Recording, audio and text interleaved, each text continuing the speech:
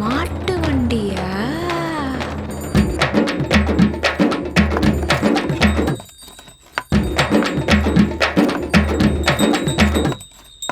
அப்பா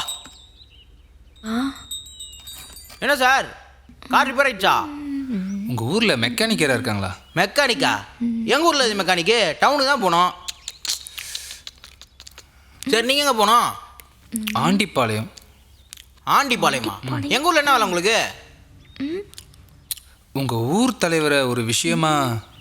அப்படியா? வாங்க நம்ம வண்டியில் இருங்க. ஹை